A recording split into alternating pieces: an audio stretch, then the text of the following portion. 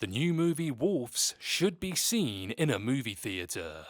Apple had planned to give George Clooney and Brad Pitt's reunion movie a full rollout, but just last month, that was cut down to just a limited one-week theatrical run before it drops on streaming.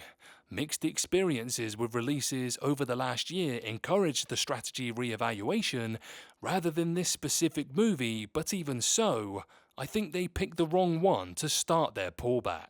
You are wrong! All of you are wrong! The premise is obviously a winner. A woman, Amy Ryan, having a bad night calls a fixer, George Clooney, when the young man she invited to her hotel room ends up in a pool of blood on the floor. He shows up ready to work his magic, only to hear a knock on the door. The hotel, spying via hidden cameras, had called another one-of-a-kind problem solver to clean up the mess, and now the two men have to work together. Pitch that idea and someone will want the script. Cast Pitt and Clooney and you're off to the races. You don't need to do more than hit the nail on its head, and writer-director Jon Watts knows it. Wolves isn't unnecessarily elaborate or flashy, but it isn't paint by numbers either. It seems the filmmakers figured out what they needed was to make their version of a Shane Black movie, Christmas and all.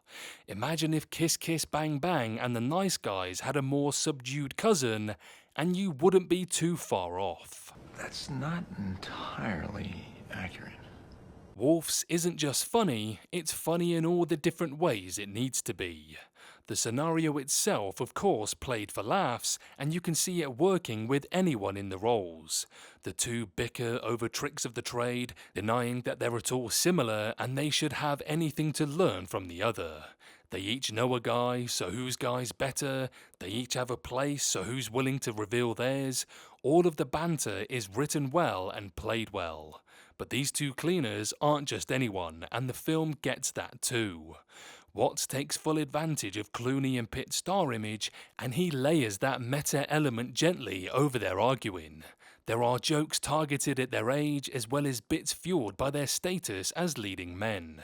When the two find themselves simultaneously assuming they should talk first, we don't only experience it as two loners chafing at working together, we also see two movie stars used to being number one on the call sheet trying to own the scene.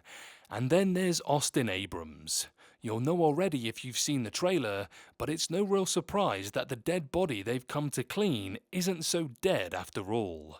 A fun plot wrinkle, yes, but also an opportunity to throw Wolf stars off their game by introducing a very different and hilarious character to disrupt their dynamic. The scene where Abrams first talks to his captors is when the movie fully won me over. You got me. This also speaks to its greatest strength. Watts knows it's not enough to make us laugh, we also have to care. We have to be invested in watching Clooney and Pitt go from competitors to partners, and Abrams' hapless zoomer is the perfect vehicle. He gives them something to bond over as well as something to grow towards. And Wolves is paced just right to give us time with these characters instead of breathlessly taking us from one scene to another. On the same day its theatrical release was demoted, the film was confirmed to have a sequel in development. While it's unclear whether that'll really come together, I'd like to see them use it to bring in a third. Send a more ruthless fixer after them and either cast a Denzel or Jodie Foster who can match their wattage, or someone from the new generation of movie stars. Florence Pugh using all that Black Widow training to give Clooney and Pitt a run for their money, I'd pay to see that on the big screen. Shut up and take my money! So overall, the pros. George Clooney and Brad Pitt add a great meta element, it's funny in multiple ways, patiently paced with an eye on character development, and executes the premise in just the way you'd hope. And the cons? I don't really have any. Thumbs up.